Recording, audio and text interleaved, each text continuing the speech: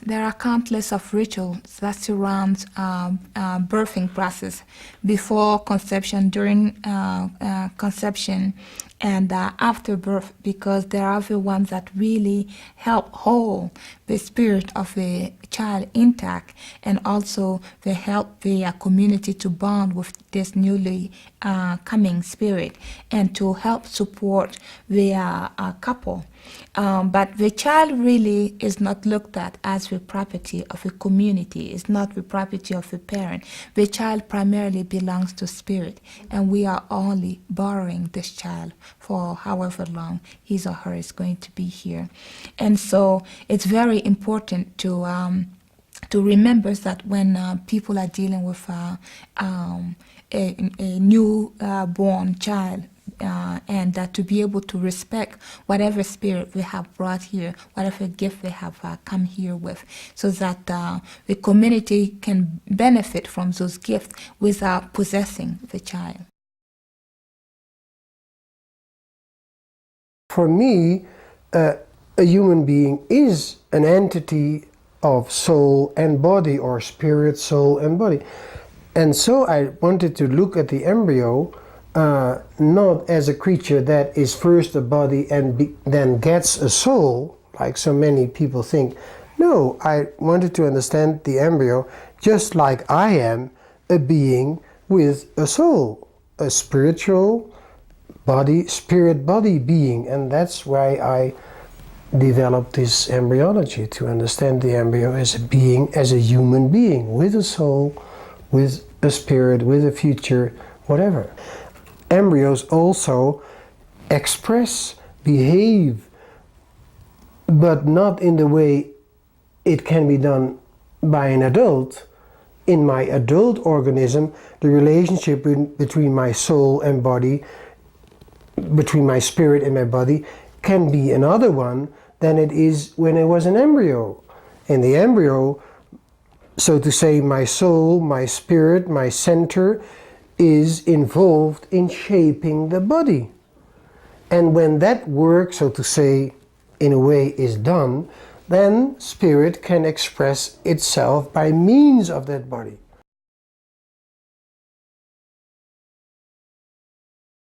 There are plenty of rituals that really take place when people are thinking about conceiving. One is dealing with their old wounds, because our old wounds have a tendency to override our children's lives. So it is very important that we be able to deal with our old wound before we even think about doing a conception ritual. We've always think parenting is a process that occurs after the moment of conception.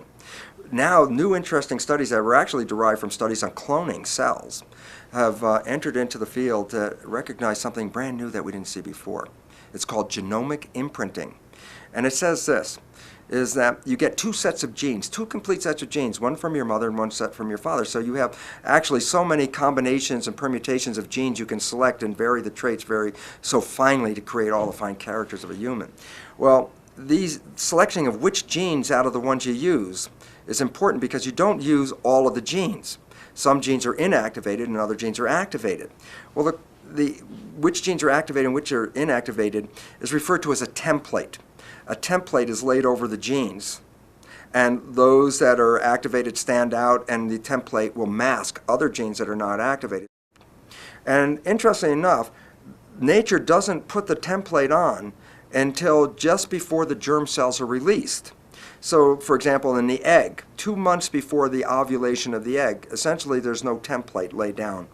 And yet, by the time the egg is ovulated, a selected set of genes that the mother is involved with selecting are already specified to be the active ones. The same thing occurs in sperm. The male system will select certain genes in the sperm to be activated. The paternal genes make an organism that is capable of protecting itself physically. The maternal genes provide for an organism that is capable of great neurological advances in development, thinking, cerebral. It's a whole different context of fighting. One is a growth process and the other is more of a protection process.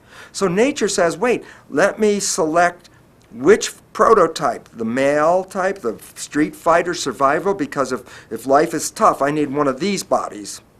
Or should I select the maternal one, which is supporting growth and nurturing and wholeness, and this other one in an environment that allows that? So if you're a parent and through evolution, genetics is trying to create a survival system, then the imprinting, which goes on even before conception, is important in determining the character of this child after conception. And it's temporal. It occurs months in the state of the egg, 2 months before ovulation, which set of genes are going to be selected. Why is this important? Because even before the ovulation of the germ cell, like the egg, even before then, the parent's perception of the world is relatively important to select which genes that the egg is going to express even before it meets the sperm. So the fact is, the awareness of the parents even before the conception process contributes to the genetic expression of their child after the conception process. So it's conscious conception rather than just conscious parenting. If we are not doing this consciously, we are doing a total disservice to humanity, because in this process we will make individuals that do not conform to the environment. There is a bonding ritual that takes place to allow the couple to bond and to allow the family to bond with them and to create a safe and bonded space for the baby to come in. And then there is another ritual called the fertility ritual, where they take the women separate, the women do that, and the men take the men separate, and where they work with them, and they ask them to really open their spirit to receive this child who is coming. And it is also important that people be able to sustain that kind of commitment that the couple is making, so that the couple is not left to be alone bringing this child, because the child is not really choosing a couple to come. The child is choosing the whole community to come into, and it is very important that from the beginning that the community be there to express their support for this incoming soul. And when that is over, then the couple is brought together. And after that, when conception takes place, there is another ritual to introduce the pregnant woman and the incoming soul and the father to the community.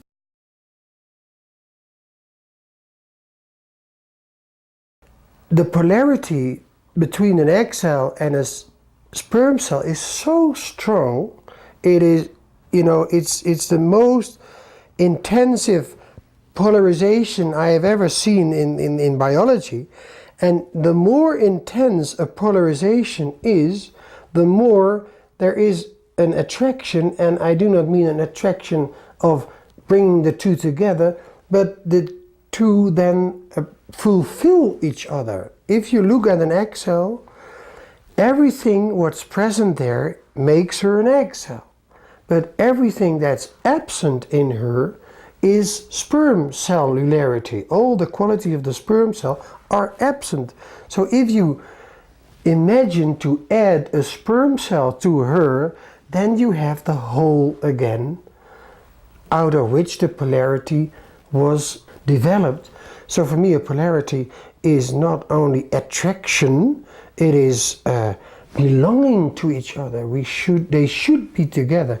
And when they meet, when they come together, there is fulfillment, there is wholeness performed. The moment of conception is a horizontal moment, horizontal in the level of biology. Two cells meet and fuse, but that fusion is for me induced by the fact that in the vertical dimension, spirit, matter, body, mind, axis, then there takes place an incarnation or a binding activity, and then soul becomes present, connected to or inside that biological condition and body that is formed by the two cells. So it's not that By the fusion of the cells, the soul comes up. It's more the other way around, because there is soul connecting to them, fusion takes place. That's actually what's happening in a conception. It's an action of the vertical dimension binding, connecting between spirit and matter, and that leads to the fusion of the two cells.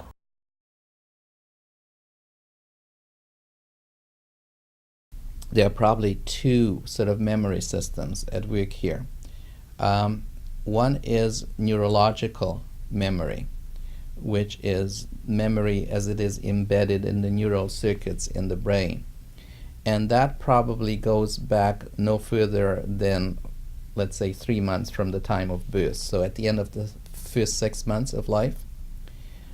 Then there may be a whole other system which at the moment is not supported by science. But it is certainly supported by clinical evidence, where every once in a while, people under the influence of LSD, for example, or hypnosis, or sometimes even spontaneously, have memories which do go back. I mean, in some cases, all the way to conception. And how that happens, we don't know. And the only way to really explain that is to believe that there's such a thing as a cellular memory, that actually our cells contain mechanisms for remembering, which are non-neurological.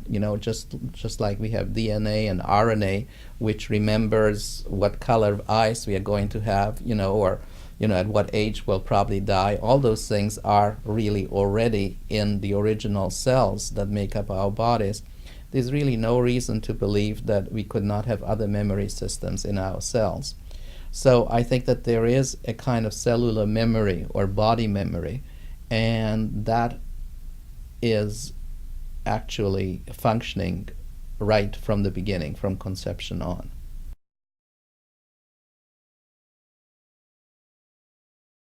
I think that there is the blood connection, if you like, the biological connection, the behavioral connection, and the psychic connection.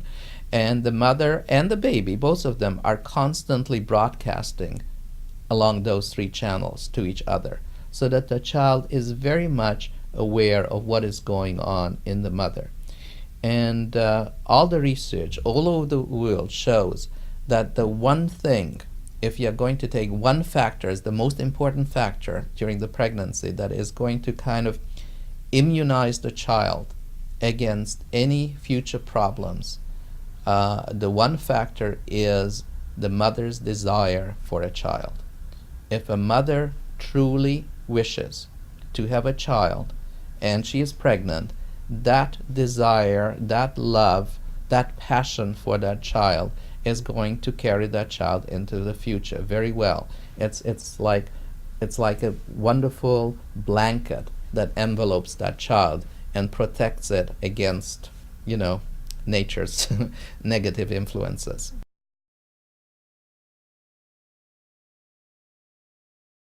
I've had some personal experiences with prenatal learning in the foal, but I think a letter I received a few years ago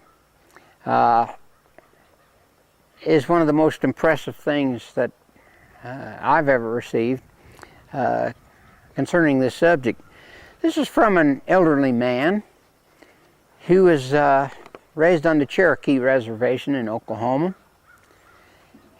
And his grandfather taught him when he was quite young how they used to raise horses back in the 19th century.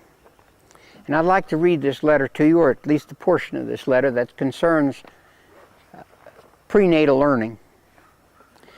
What my grandpa called taking a horse's spirit was the same method we used for taming coyote pups that we took from the den before their eyes opened. We each had a mare given to us for the gestation period. That's, each child was given a mare. And especially starting with the 6th month, we brought the mares into the corrals for handling. As we curried the mares, we talked especially to the side of the mare, to the colt, with the flat of our palm pressed firmly against her stomach. In different places we talked to the colt. We did this on both sides of the mare. When the colt turned over and dropped to the bottom of her stomach, we would do this 3 or 4 times a day.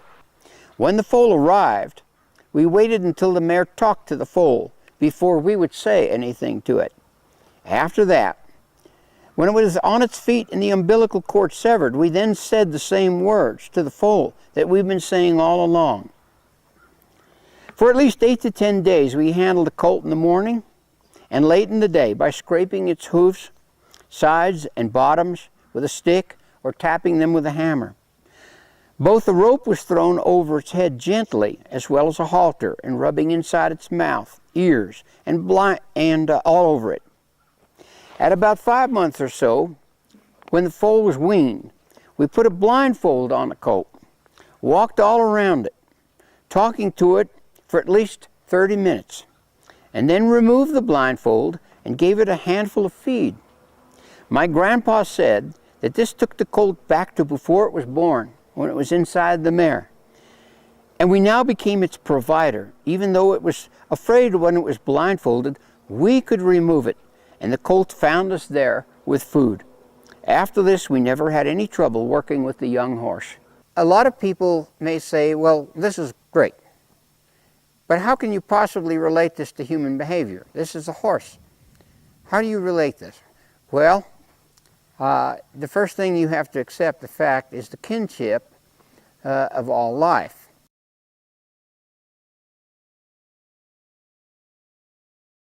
There are certain behavioral principles that apply to every species, whether you're working with a pigeon, or you're working with a horse, or a dog, or a child. And scientific behaviorists understand these principles. Operant conditioning is operant conditioning in each species. Habituation, counter-conditioning, all these technical aspects of behavior shaping and behavior modification apply to every species. But then there are certain characteristics that are in the DNA that are unique to each species. And when we learn these characteristics, then we can better handle and communicate.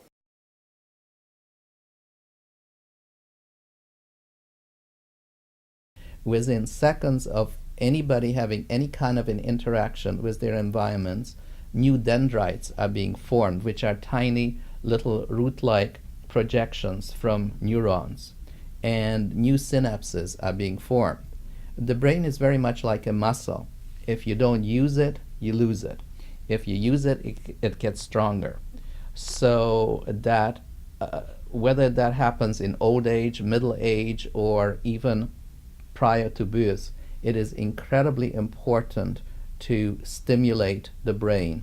If I was speaking to a pregnant woman, the most important thing I would want her to realize about her unborn child, I really prefer unborn child or prenate to fetuses, because fetuses is very much a medical term, and I think it sort of deprives the child of its humanity. It's just too medical. So I would like to tell her that the unborn child is truly a much more mentally and emotionally developed human being than perhaps she might think of it at the moment. For that purpose, very often watching an ultrasound is good for mothers and fathers. One of the good things about ultrasound is that it does bring home to the pregnant woman the fact that this is a living little human being. It's not a blob of protoplasm. Babies can pick up sound after the 6 months of intrauterine life.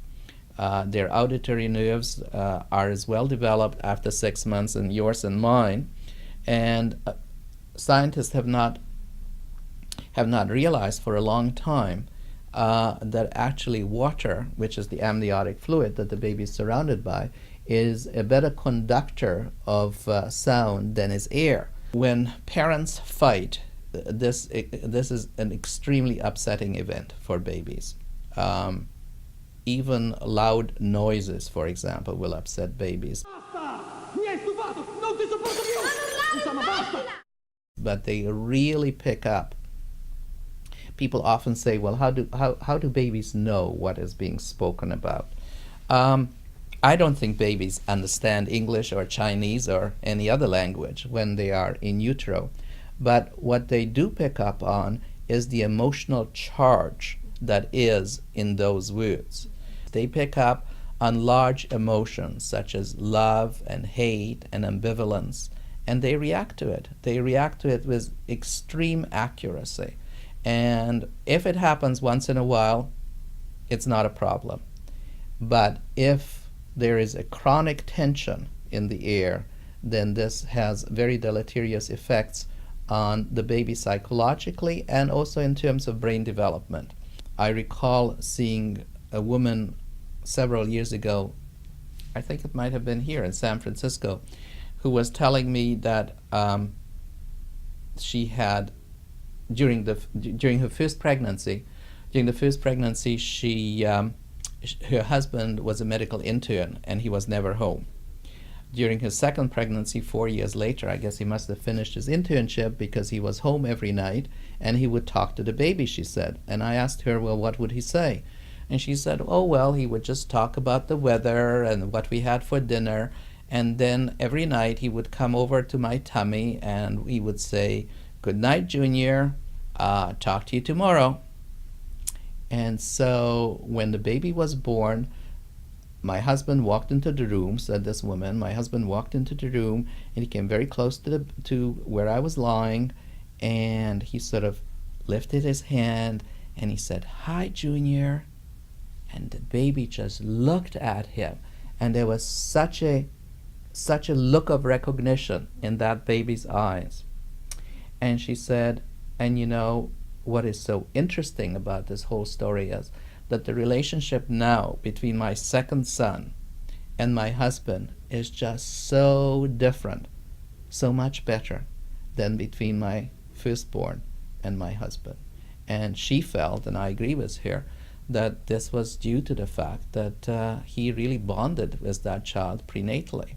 So I think it's very important to realize that the more a woman and her partner, the father of that child, can communicate and bond prenatally to that child, the easier it will be for them to have a relationship, a positive relationship, after the child is born.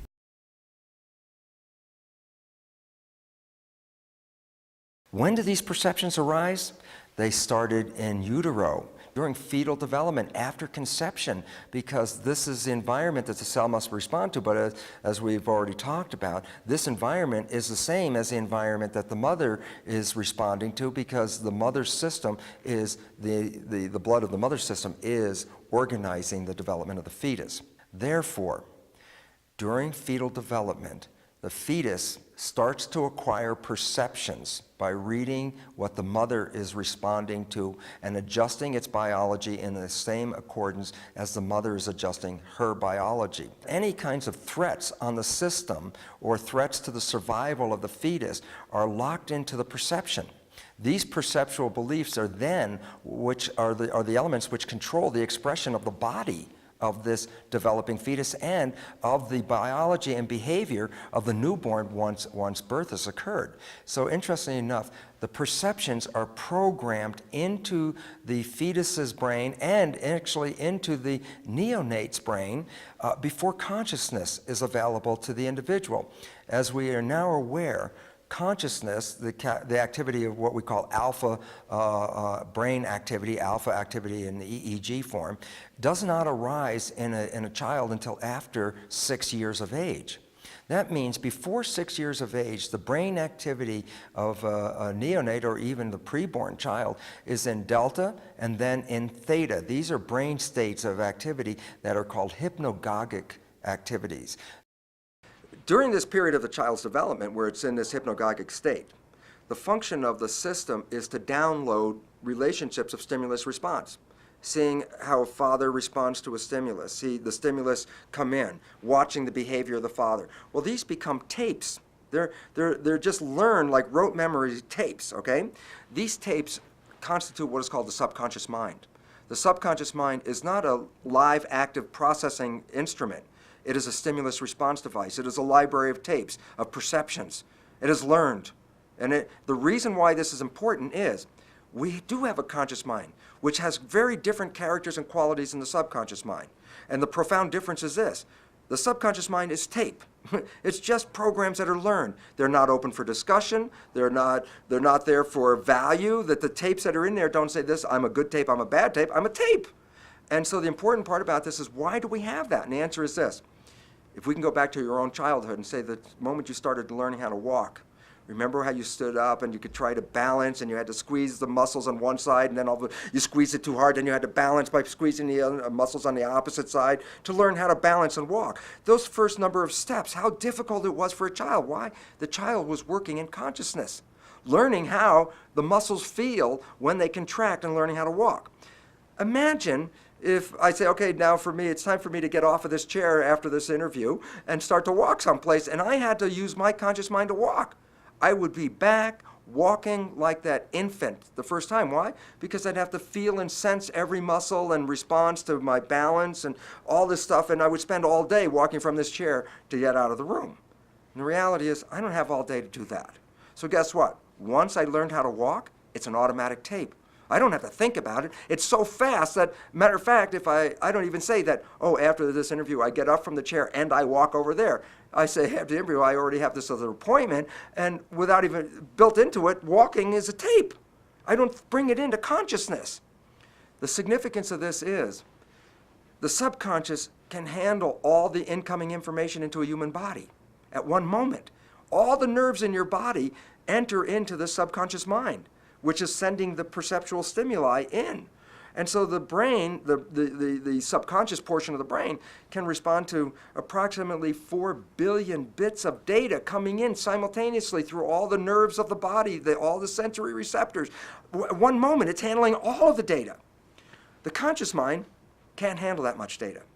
But the interesting thing about the difference between the conscious mind and subconscious mind is the subconscious mind, by definition, is habitual. It just plays tapes. It doesn't think. I walk without thinking about walking.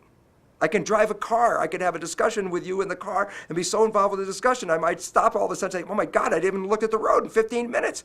How complex is driving? And realize that while I was having the discussion and my conscious mind was focused on the discussion, who was, by definition, driving the vehicle? And the answer was the subconscious mind. Well, it did it by what? Rote memorization of learning how to drive. Point. This subconscious mind was handling all this data, 4 billion bits of data. Compare it to how much data you can carry in your conscious mind at any one time. And the answer, from the understandings at least that have been suggested right now, is the prefrontal cortex, which is really where the conscious mind is activating, receives about 2,000 bits of data per second compared to 4 billion bits of data. And the difference is 2,000 to 4 billion. That's like a little, the conscious mind has a little speck of awareness compared to the subconscious mind. Well, the relevance is then, the conscious mind is so narrow in its focus, it can't do everything. I cannot walk and talk and think at the same time using that. So the walking I allocate to the subconscious tapes, and whatever other things I can allocate. So the point about why the system designs and learns tapes is because it frees up the consciousness from the routine daily events of life that I don't have to think about it. Well, that's an interesting point. If I'm not thinking about it, then I'm playing a tape by rote memorization. And if I'm playing a tape by rote memorization, then whatever was the original programming of the tape, I will always play that program because I'm not involved with the tape. And yet the conscious mind is the beautiful part, because the conscious mind, although it has a small amount of capacity, it is the capacity of not habit, but creation. The conscious mind is creation. The subconscious mind is tape, habit. So in the creation mind, I can have the ability, which is the unique part of humans that separates us from animals, is, guess what? A stimulus comes in, and if I use my creative conscious mind, I don't have to follow the tape. If I respond to the stimulus creatively, 10 minutes ago, you would have pushed the button on me and I would have played a tape behavior. But all of a sudden, in my conscious mind, you push that button again. And at the conscious mind, I say, all of a sudden, in my conscious mind, I intervene between the stimulus and the tape. And I say, this time I don't want to respond to it. And guess what? All of a sudden, I disconnected the tape. If we then go back and look at the developmental learning experience, what are we creating on the surfaces of cells? We're creating perception units that look at the environmental signals. And what they're tuned to is to find signals that repeat themselves. So the relevance about that is, if you walk in with a set of preset filters into an environment, the things that will strike you first are the things that those perceptions are already tuned to. So rather than learning a new behavior, if there's any stimulus out there that I've already recognized, I will automatically, like a Pavlovian, ring the bell, I'll salivate. If I see that stimulus out there, I'll always engage in that first because it's facilitated by the previous learning. So it's easier to engage in a previously learned experience than it is to generate a new one. So as a child is going through its developmental period and acquires a whole set of these perceptual filters, when it walks out into the environment, the things that are going to stand out first are the things that the perception filters are already built there for. If there's something new out there and I don't have the filter for it, how can I make a response to it until I learn it? So the reality is if a child's not, or a person is not really open to the learning, but just now running through the field, by definition, the only things that they will see in the field are the things that they already have receptors for. So if they're prepared a life that is stressful, when they go out into the world, if there's something easy out there, guess what? They don't have a perceptual filter to see it.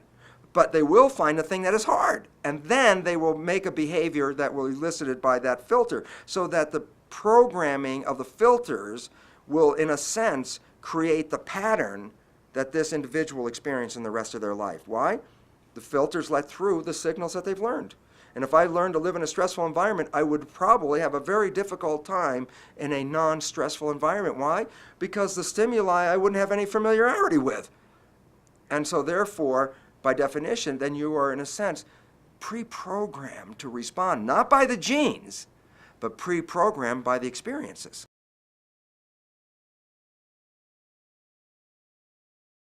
Basic problems are that we have also been in a Newtonian world, thinking that everything is physical, that all information is molecules and structures, and therefore, if that's true, then the brain would be a repository of physical structures of learning.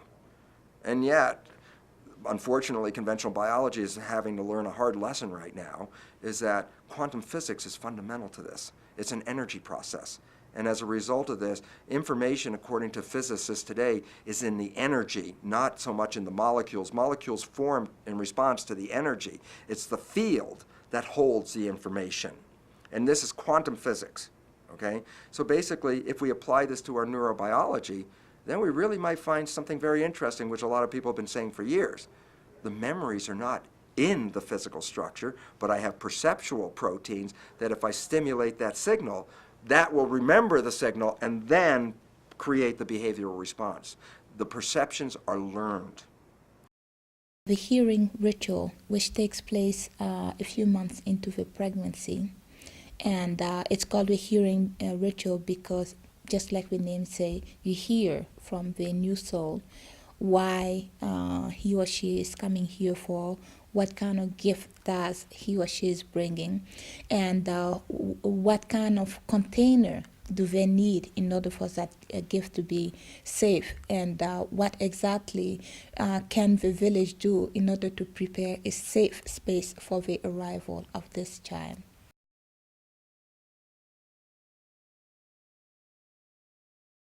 It is very important because the state of the mind of the mother or even the parent and the people around the child has a huge effect on the incoming soul. And so it is very important that the environment be very supportive and really work at not bringing negativity around the child, because it's not because the child is not born yet that the child does not feel. In the contrary, the child feels even more all the vibration around them or him or her. And so it is very important that everybody be able to align their spirit with that of the incoming soul.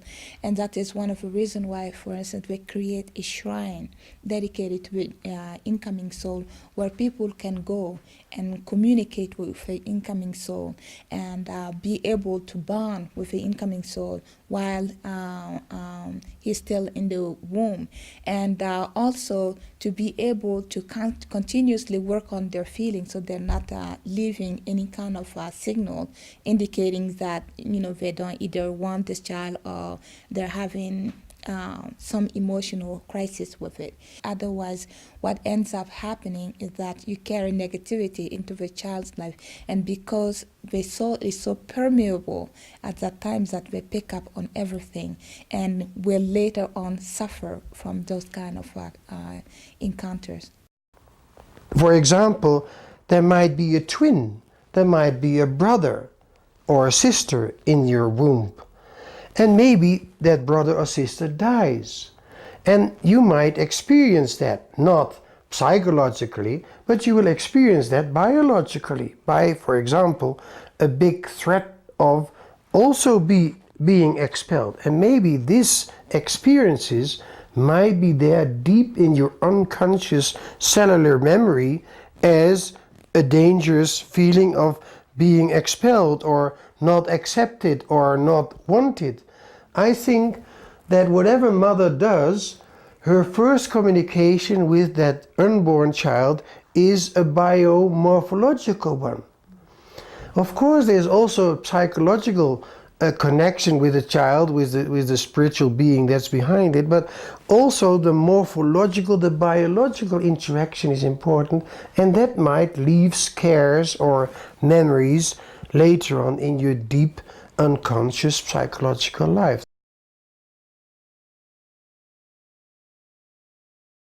Just like the preconception and during the pregnancy, there is a need to really prepare the space for the newcomer. And when the pregnancy is coming to its term, what happened is that the midwife who has been working with the woman needs to not only tune herself, because the whole time she has been tuned herself, but she really needs to renew that tuning again with spirit, with a newcomer, and also with a mother, so that she's riding with both of them as they're journeying, because without that, then something is lost in the midst. And also, the people in the village are also preparing the space inside of which the birthing is going to happen, and mainly, for instance, gathering the children who are going to be the first to welcome the newborn, because without that welcoming, something again can happen to the soul of the newborn. And it is also important that everybody in the village get ready for this new person, this new spirit who is coming in the midst of us, who is going to bring so much to the communities that we can't even think about. And so what happened is that the women surrounders the pregnant woman, and the men surrounders the father-to-be, and they work with them. They're feeling, whatever difficulties they might be having, and there is a mixture of joy and fear, because you don't know what this spirit is going to decide. And so you then work at calling the newborn, saying, yes, we are here. We are committed to having you here. And that is that goes on all the way till the birthing process starts. And people then sing, and as they sing, they call the soul, asking it to come, that there are loving, welcoming hands here that are waiting for him or her. And also they work with a newborn. So while they're singing, they're doing downward motion to help the push, so that each time the woman is pushing, the other people are also pushing to help with the birthing process.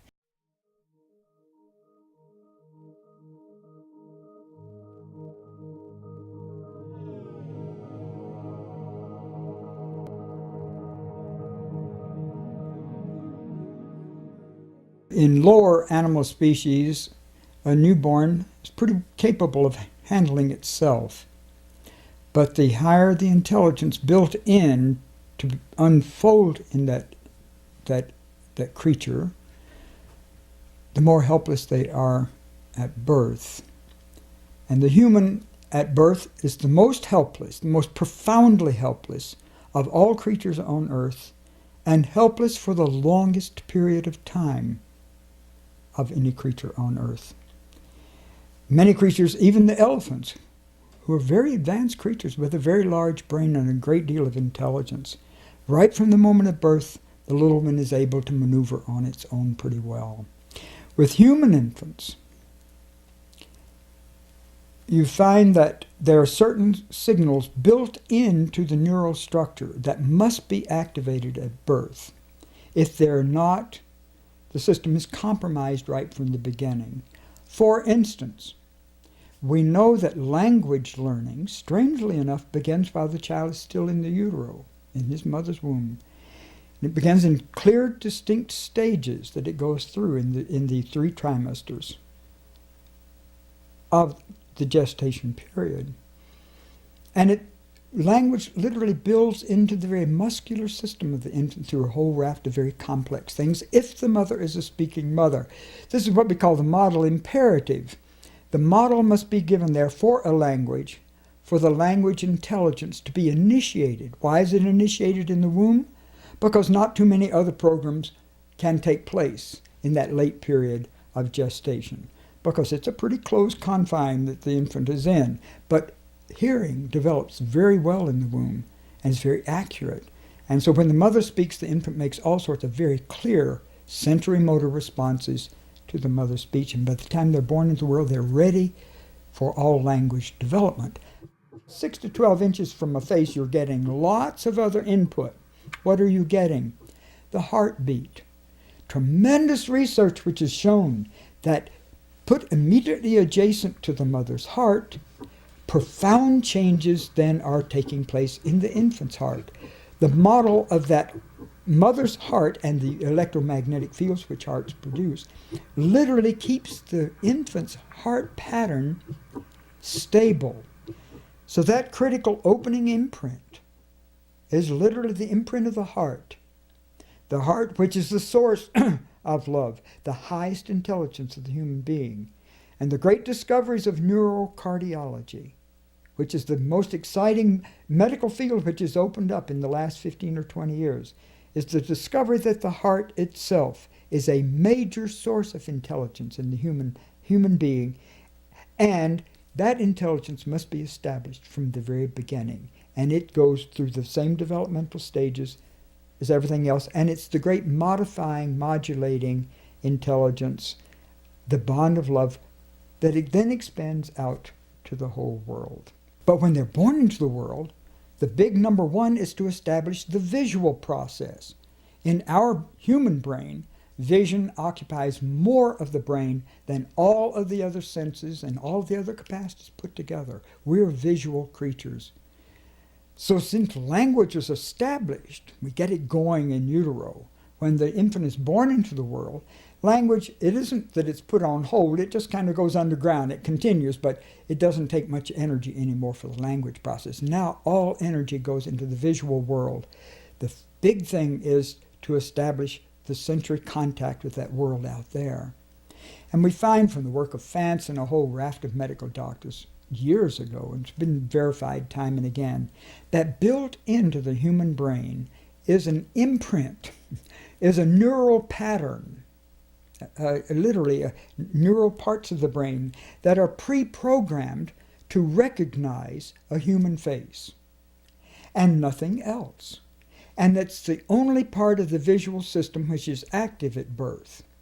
If given a face 6 to 12 inches away, the entire visual system, the whole brain, because it involves the entire brain itself, fires in. It's as though the face 6 inches or 12 inches away acts like a switch. You throw a switch on a big electrical circuit and it all fires in. That's essentially what happens when that face is presented 6 to 12 inches away from the brand new infant's eyes. And if that comes, the infant locks in on that face and locks in on the eyes of that face. I've had it happen in delivering my child. I know it does. I know a lot of other people who've had it happen, and it's one of the greatest experiences in the world. In fact, the great obstetrician Klaus Marshall Klaus referred to this as the establishment of the greatest love affair in the universe, when the mother first lays eyes on that child and their eyes meet. And this tremendous thing happens. Well, what's happening for the infant turns on the whole brain. The major tragedy that's happened in the world today through deprived children, being deprived of the basic imprints that they must establish in that critical period after birth when they're so vulnerable for a long time, is that we have children locked into their sensory system, subject to these very ancient survival mechanisms, identified with them, and not identifying with the higher cortical structures of intelligence designed to unfold in the higher parts of the brain system itself. They're kind of still down in the basement of the whole thing trying to get their act together. And as a result, they're highly prone to violence, rage, and so on. Now, this becomes a very critical issue because what has been compromised is the basic survival intelligences of that system, which are designed to be developed within the first year of life. The Swedish pediatrics group, a marvelous bunch of physicians studying the development of intelligence in children, point out that the child with imagination never resorts to violence. They cannot be provoked to violence. Why? Because they can create great interior worlds that are alternate to what you're presenting them with out here, which they don't like. They simply start creating alternate ways of getting around this. That is, intelligence is designing ways around violence as a solution to that problem. The child without imagination, without those higher cortical structures to modulate their lower behaviors, have no choice except to reflexively react on behalf of defense of their system, because they're still locked into those low defense systems because they were never completed. And so the higher systems are compromised. Oh, surely they can use parts of them, but they use them only partially, and they use the higher intellectual, creative processes only as necessary to try to enhance their coping mechanisms against a world they can't trust, that has betrayed them, that threatens them. So the higher intelligence is used on behalf of the lower intelligence of reflexive, immediate, instant response to danger out there. And now you get a very cunning reflexive defensive mechanism here. And it can be very dangerous indeed. Rather than just trying to get rid of what's bothering it, it can devise all sorts of fiendish devices, such as building bombs and creating all sorts of hazardous affairs indeed. It can become we call it a genius level reptile, and they can be very dangerous in this world because the higher intelligence is being incorporated into the needs of the lower coping intelligences which were not completed.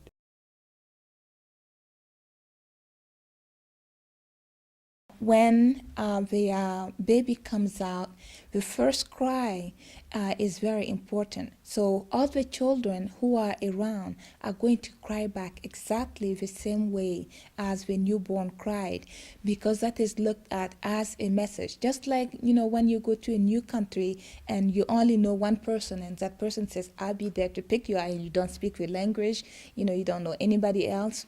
So when the person is there, it's like, you can relax and feel happy. But when you get there and you say hello, anybody around, and nobody responds to it, then that is another wound that is put on the soul, and the child can then have a harder time healing that wound later on. That were wounds of isolation, of having a hard time connecting with people, begin because when the first cry was sent out, nobody really responded to that cry.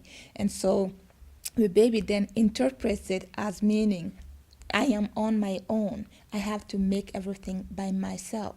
But if people responded to it, then the newborn will send a message back to where it came from, telling its people, yes, I did arrive at the right place, and everything is fine.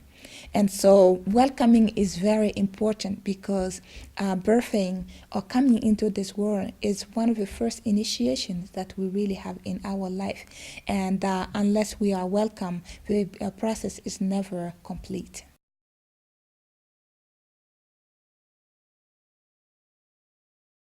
I had a friend and a colleague who's a physician, And he was born, as we all are born, and he asked his parents one day, what was my birth like? And they said, well, it was perfectly fine, dear. And he said to them, well, he was 10 at the time. He says, Mom, I'm not sure. It was horrible. His mom said to him, there, really, your birth was just wonderful and fine. Don't worry about it. He grew up to be a physician, and he went back and checked his birth records. And he had cardiopulmonary distress, significant serious fetal distress. He stopped breathing, nearly died, was resuscitated 3 times. And his birth records, it says, birth normal. So the whole idea of whether birth is traumatic is a horrendous idea. We shouldn't ever think about birth as being horrendous, really. The truth is, birth is a miraculous experience. It's should be full of wonder and joy and celebration. Unfortunately, there are things that happen during birth that are distressful to mothers and fathers and babies. And so we've come to call that birth trauma. By that I mean that even without knowing it, babies can have the cord around their neck, and they can lose air and oxygen, or they can feel, when the wires break, they can feel physical pain to their heads, or when mothers are given Pitocin, babies can feel the Pitocin in their own bodies. We have adult patients that are regressed to birth who actually remember their birth in therapy sessions, who recall, not just recall it, but feel the physical pain in their bodies. I've had probably in my whole career 10,000 people, adults, regress to remember their birth and to re-experience their births in psychotherapeutic sessions. I've had children and babies experience their births and find that there's distress during birth, not the whole birth, but just particular points and places during the birth. And so the question we wanted to answer was, well, we now know through medical tests, I've listed them earlier, through medical tests and psychological tests, we found out that there's physical birth trauma during birth. That means there can be broken arms, broken clavicles, pinched nerves, gouged eyes, all kinds of things. There can also be emotional birth trauma, where babies are frightened and feel scared or feel insecure or sad, or believe me, if animals, if cats and dogs can whine and cry and feel sad or scared, why can't babies? They're more evolved. And of course babies do. Of course. Babies are infinitely more intelligent than cats and dogs, and more sensitive. So babies have very strong feelings during the birthing process. And if you watch babies being born, I've seen thousands of births, and you look at babies' eyes, and really look at them after birth, you can see the distress in babies' eyes. You can see that they'll look a little sad or they'll look a little scared. Okay.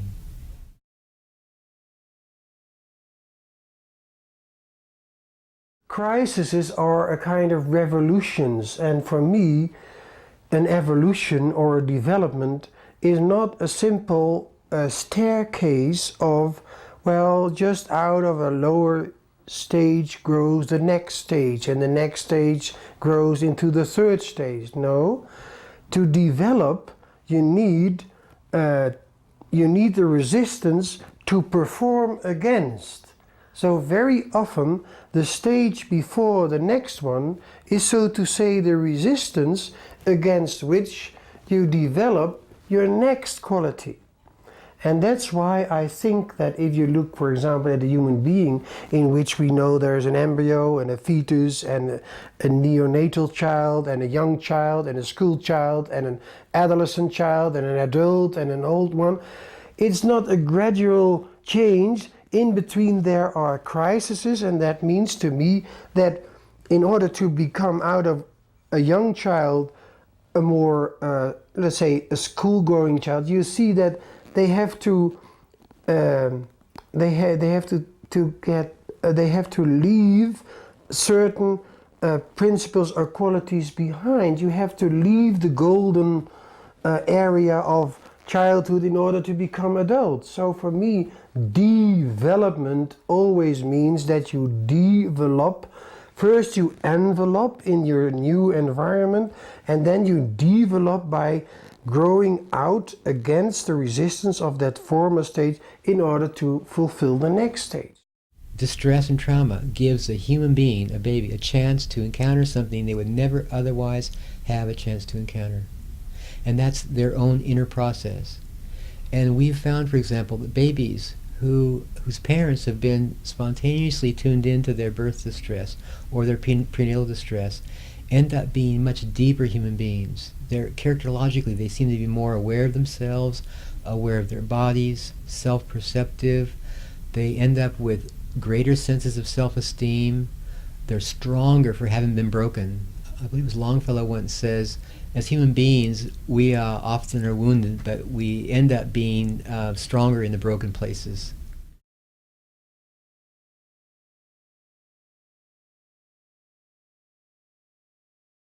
What is imprint training? First of all, realize that this is a term that I coined, and that the terms are often misused. I kind of created a monster here because a lot of people are misusing the term imprinting as a substitute or synonym for training of the foal. The terms are not synonymous because training is learning by reinforcement at any age. Imprinting is one of the critical learning periods in the newborn. And in the horse, in this particular species, it occurs immediately postpartum, as soon as they're born. This is common in prey species. Cattle, sheep, deer, horses. For example, these species, and in the birds families, it would be prey birds like geese, ducks, chickens, quail, pheasants, turkeys. They imprint as soon as they're hatched. It's a bonding phenomenon with what they see moving around them. Normally that's mother, but as we see, we can substitute other things and other creatures. Training, as I said, is learning by enforcement. The reason I combine the terms is this is training during the imprinting period. The imprinting itself involves simply the manipulation and handling and proximity to the foal shortly after birth. It just occurs. You don't have to do anything. The rest of what we do, the desensitization to certain stimuli, the sensitization to other stimuli to teach them yielding, this is training because we teach by reinforcement. What's the advantage of doing it the same time as the imprinting? The speed of learning. Because the brain is pre-programmed to learn so swiftly in the newborn foal because they're a precocial species. Unlike us, we are what's called an altricial species, like dogs, like cats. The young are helpless. They're neurologically immature. Their senses are only partially developed. But in the prey species, in precocial species, they're born fully developed. Everything's working. All senses are fully functional. They're neurologically mature. And shortly after birth, or hatching in the case of birds, they're able to fend for themselves. Follow mother, follow the pack, follow their siblings, feed themselves.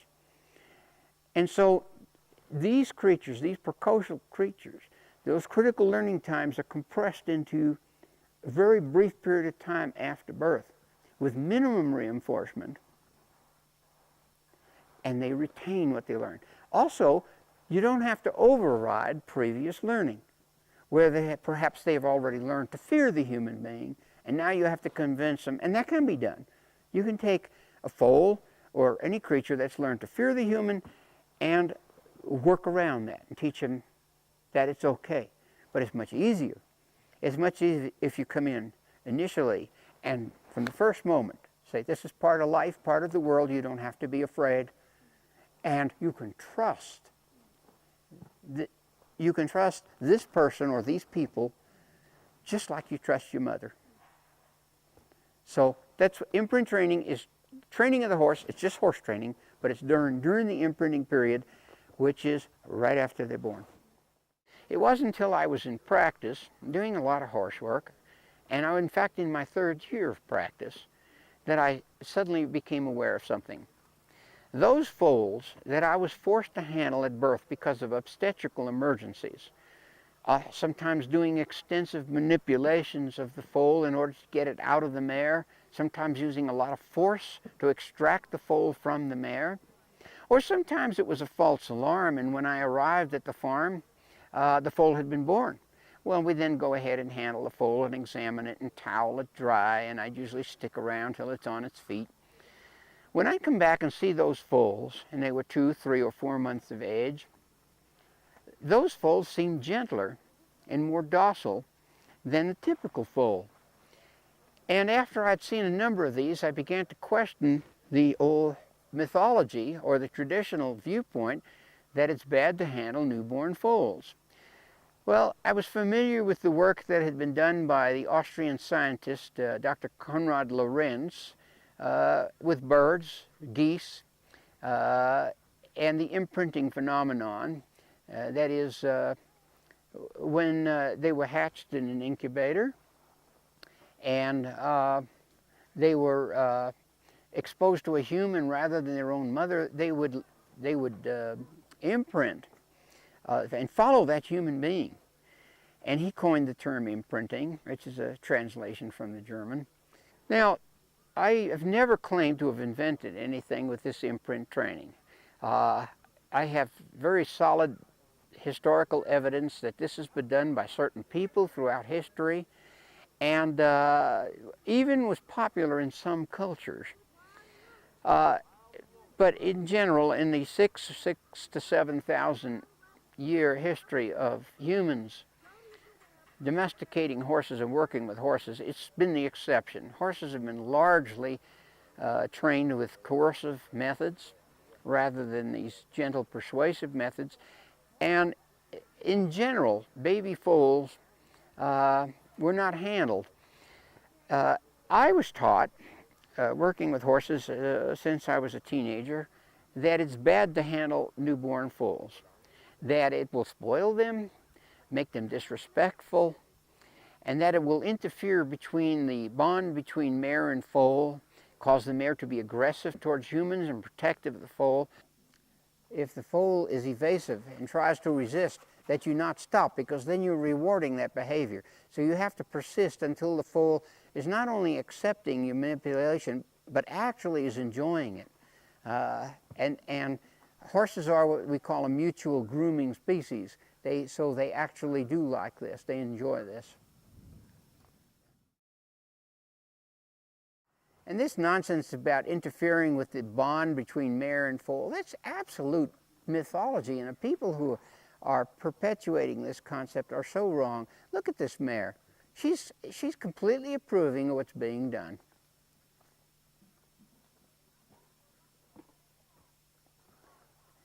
And in over 40 years of doing this, I have never, ever once had a mare either show aggression towards me afterwards or during the procedure, nor have I had a mare reject the foal. You could see how these foals are so unafraid of the human being. And this very flighty creature, the horse, and it's really an accomplishment.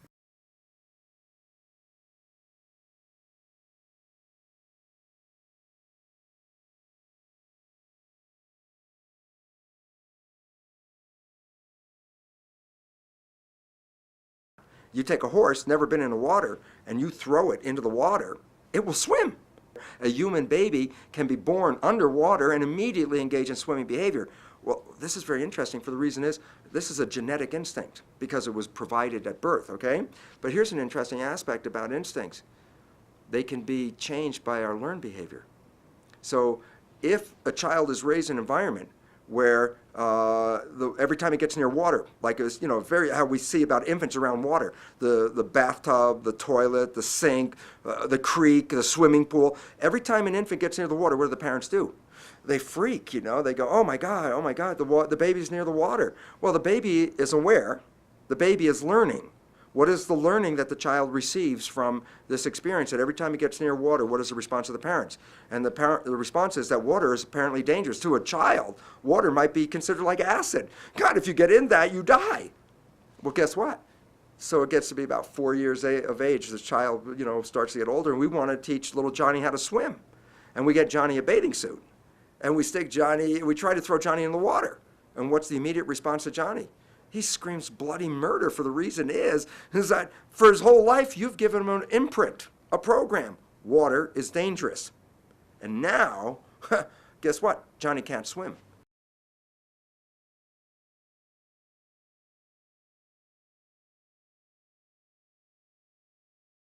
Infant mental health is based on a set of presumptions about early developmental experience that suggest that what the mother or father have experienced in their own conception and birth and early life of attachment are likely to manifest themselves in the relationship with their own children.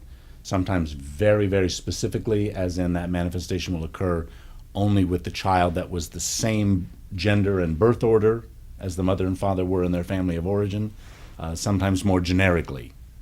For example, in some families there's cross-generational transmission of child abuse for all children. In other families there will be cross-generational transmission of child abuse only to firstborn girls.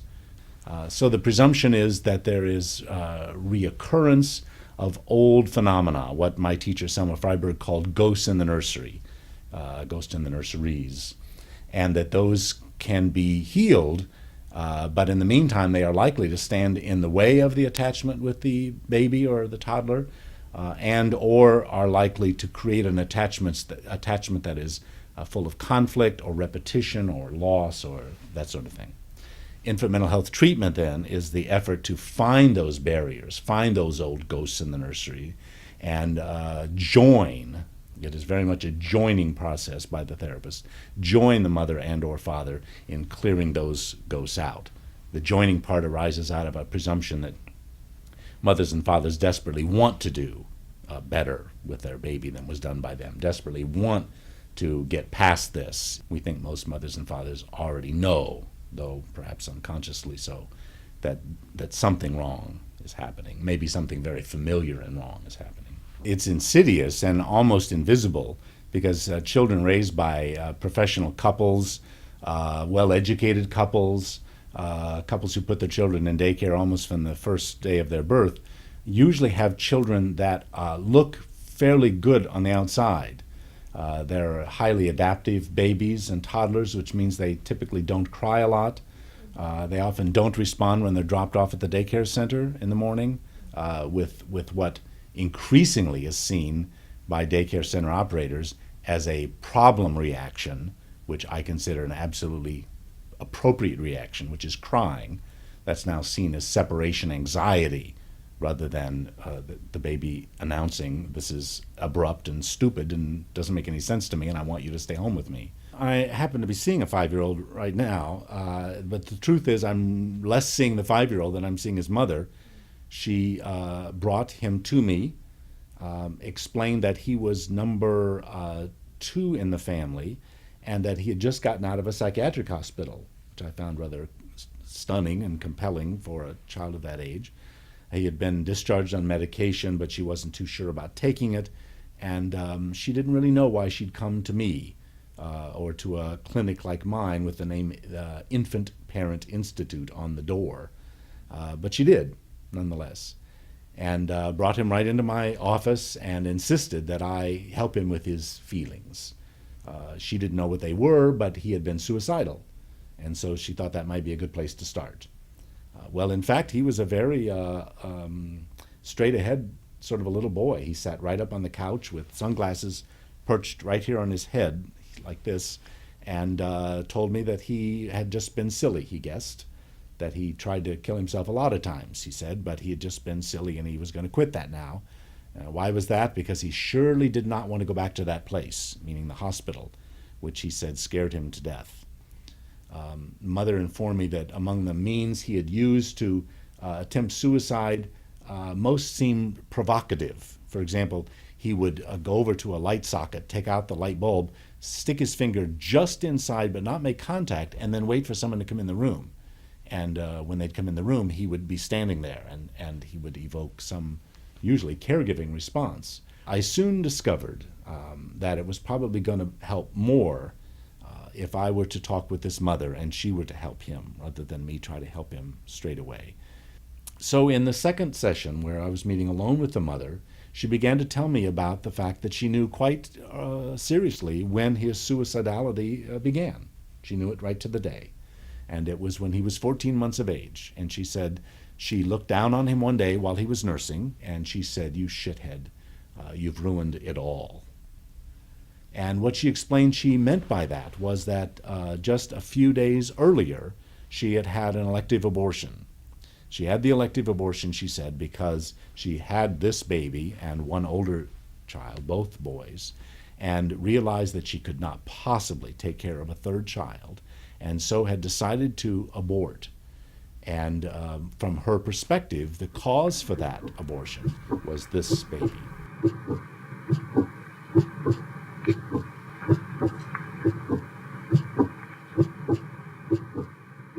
The majority of the solutions for the children, to tell you the truth, are by way of their parents, which is not to suggest that the problems are the parents. That is to say, it's not to suggest that the only solution is through the parents because they did it in the first place. It is, in fact, to suggest that the parents are the key to the child's entire emotional future anyway. And so if there's a problem, I continue to believe that parents are the key to that future. There's room, there's reason for great rejoicing about the way we humans are made.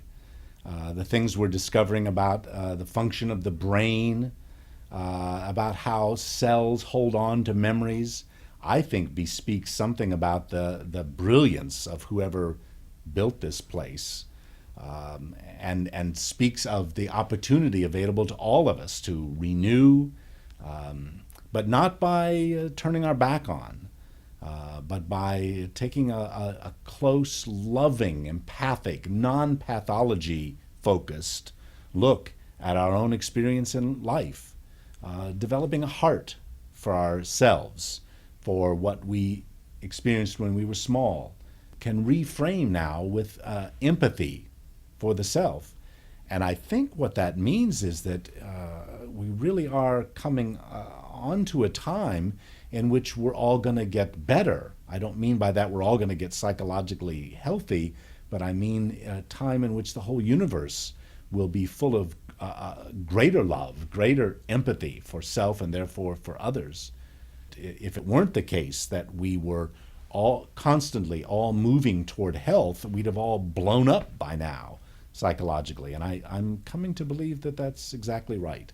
We are heading slowly, ever so slowly, to a better, more loving, more civilized place.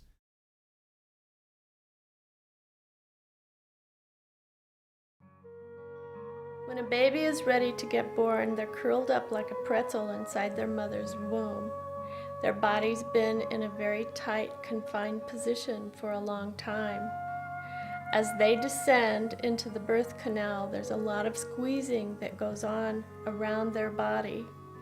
If for some reason there are complications in the birthing process, they can come out with a lot of trauma in their body. The complications might include a cord wrap, or being lodged behind the mother's pubic bone and stuck in the birth canal. You add to that interventions such as forceps or suction, and that adds to the trauma that they have in their system when they come out of their mother's body. A simple and effective way to address this trauma is infant massage. While the massage process is being administered, the baby will release the traumas from the birthing process, but other things happen as well. You can eliminate colic. You will increase the output of antibodies into the immune system. You will release daily stresses and dramatically improve the bonding process with the mother and father. The baby has less and less stress and becomes much happier. One time when I was teaching a family infant massage, this was a baby whose cord was wrapped around her torso. And when it was time for her to go through the birth canal, she couldn't engage, so of course a cesarean was done. As we delivered the massage process to her torso, she began crying and a lot of trauma came out of her system. Within 4 days, all the trauma was gone and she was a totally different baby, happy and in love with her family. Think about it. Think about it for yourself. If you had a massage and a warm bath before you went to bed every night, who would you be?